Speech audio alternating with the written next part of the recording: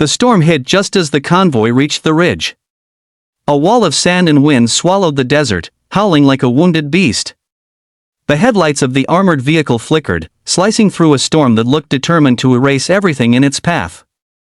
Inside, Ryan Steele gripped the wheel with shaking hands, his heart pounding louder than the thunder that echoed above.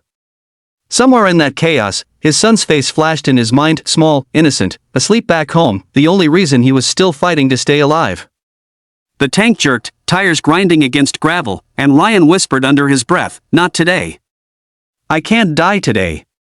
If you believe in kindness, forgiveness, and second chances, take a moment right now to like, comment, and subscribe.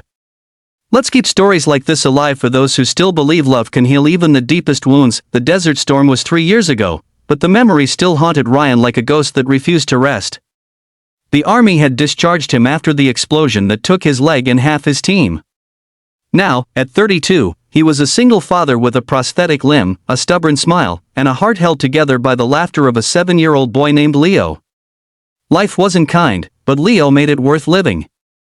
Every morning, Ryan packed his son's lunch, fixed his little backpack, and drove his rusty pickup to the small auto garage he ran in the town of Silver Creek. The town was quiet, filled with people who liked their routines, until she came. Her name was Evelyn Brooks, the new CEO of Brooks Automotive Industries, the massive company that had just bought the old factory on the edge of town. Rumors said she was brilliant, beautiful, and colder than steel. The kind of woman who never looked twice at anyone who wasn't wearing a designer suit. When her sleek black car broke down near Ryan's garage one morning, no one expected her to step out in heels sharper than her stare. She looked at him, the grease-stained mechanic, with a limp, and frowned slightly, like she couldn't decide whether to be amused or irritated. Ryan wiped his hands on a rag and offered his best polite smile. "Need a hand?" For Evelyn, that moment was strange. She had met men who owned skyscrapers, yachts, and private jets, yet this man with the worn cap and tired eyes made her heart falter for reasons she couldn't explain. His hands were rough, his voice gentle, and his little boy, who peeked from behind the garage door, holding a toy tank, waved at her with a grin that melted something inside her she didn't know was frozen. Evelyn was in town for a reason. She was trying to rebuild her late father's legacy. He had built Brooks Automotive from scratch before it collapsed under debt and scandal. She had taken the reins to restore it, to prove to the world she wasn't the spoiled daughter of a fallen empire. She had no time for emotions, no room for distractions, and certainly no interest in mechanics with soulful eyes. Yet fate didn't care about her plans. That afternoon, when Ryan fixed her car, she lingered, curious, almost fascinated by how he worked. He was focused, precise, and treated each engine like a wounded soldier he needed to save. When she asked him where he learned so much, his answer stunned her. "Army," he said softly. "But I learned the real stuff here, fixing what's broken when no one else will." The words hit her harder than she admitted. For years, Evelyn had lived hiding her broken pieces behind power and success. But here was a man who wore his scars like armor, visible, unashamed, real. Days turned into weeks. Evelyn found excuses to visit the garage, routine checkups, company inquiries, business consultations. But deep down, she just wanted to see him. And Ryan, though cautious, found himself waiting for her car to pull in, pretending he wasn't smiling every time it did. Leo adored her too. He called her Miss Evie and proudly showed her his collection of toy tanks and cars. Evelyn, who once thought children were messy distractions, started bringing him small gifts, a model kit, a storybook, even ice cream on hot afternoons, but Ryan kept his distance. He knew women like her didn't fall for men like him. And even if she did, he couldn't drag her into his world of bills, sleepless nights, and trauma that woke him screaming. He had already lost one woman to that darkness, Leo's mother, who couldn't bear the weight of his nightmares and walked away when Leo was only 2. Since then, Ryan had promised himself never to let anyone too close again. Then one evening, Evelyn invited him to an event, a corporate demonstration at the newly restored Brooks factory. They were unveiling a prototype, a massive armored vehicle designed for industrial transport. "It's not quite a tank," she said with a playful smirk, "but it's the closest thing I could get without breaking the law." Ryan laughed, shaking his head. "You want me to drive it?" She crossed her arms, amused. "Drive this tank and I'll marry you," she joked, though a tiny part of her heart whispered she wasn't entirely joking. The event was glittering, crowded, loud, everything Ryan wasn't used to. But he went, mostly because Leo begged to see the big machine. As Ryan climbed into the driver's seat, memories of the war surged back. The feel of cold metal, the hum of the engine, the vibration under his hands, it all came flooding in. For a moment, he froze. The crowd was cheering, cameras flashing, but all he could hear were the echoes of explosions, screams, and the last words of his fallen friends. His breath quickened, his palms sweated. Evelyn, watching from the stage, noticed the color drain from his face. She rushed toward him just as he gripped the steering wheel like a lifeline. When their eyes met, something in her shifted.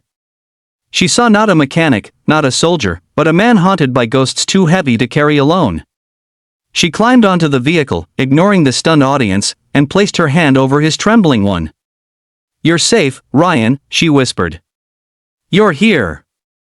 You're home." The machine rumbled forward slowly, steady, and sure. The audience erupted into applause, but Ryan only saw her, the woman who, for the first time in years, made him believe he wasn't broken beyond repair. After the event, they sat outside under the quiet night sky. Ryan finally spoke of the past he'd buried, the ambush, the explosion, the loss. He told her about the nightmares, the guilt, the days when he felt like he didn't deserve happiness. Evelyn listened in silence, tears glistening in her eyes. Then she told him her story of growing up under pressure, losing her father to despair, fighting to rebuild everything just to feel worthy of his memory. For the first time, both of them dropped their masks and simply breathed. Weeks passed, and they grew closer. She would stop by after work, bring dinner, and help Leo with homework while Ryan fixed cars. The three of them looked like something out of a dream, a family, fragile but real. Yet deep inside, Ryan battled fear. He didn't believe happy endings were meant for men like him. When Evelyn offered him a job as head mechanic at her company, he refused. "I'm not your charity project," he said quietly. Her eyes flashed with hurt, but she didn't argue. She just left. A days turned to weeks of silence. Ryan's garage felt emptier than ever. Even Leo sensed it. "Daddy, did Miss Evie stop liking us?" he asked one night, clutching his toy tank. Ryan didn't answer. He couldn't. The truth was, he missed her more than he wanted to admit. Then one morning, a letter arrived, handwritten, elegant, simple. It read to Ryan, "You once told me you fix what's broken when no one else will. Maybe it's time someone helped fix you. I'm not afraid of your past. I'm afraid of a future without you in it. Come to the factory tonight. There's something you need to see." When he arrived, the factory floor was quiet except for the hum of lights. In the center stood the same armored vehicle from before, the tank. Painted across its side in neat white letters were the words "Project Phoenix, built by Steele." Evelyn stepped forward, holding Leo's hand. "I registered your design," she said softly. "The improvements you suggested could revolutionize our entire model line. You belong here, Ryan. Not just as an employee, as family." He stared at her, speechless. She smiled through tears and said, "And yes, the offer still stands. Drive this tank, and I'll marry you." This time, he didn't laugh. He climbed inside, turned the key, and let the engine roar to life. As the machine moved forward, Evelyn's laughter echoed through the hall, warm and free. When he stepped out, he limped straight to her, pulled her close, and whispered, "You don't have to fix me. Just don't let me go." Months later, the wedding was small, just close friends, a few co-workers, and one overexcited little boy carrying the rings in his toy tank. Evelyn looked radiant in white, and Ryan, standing at the altar with tears in his eyes, realized something profound. Sometimes life doesn't give you what you deserve, it gives you what you need to become whole again. They built their life together slowly, gently, one day at a time.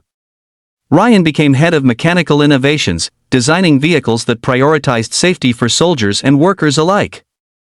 Evelyn continued expanding the company, her cold edges softened by the warmth of a family she never expected.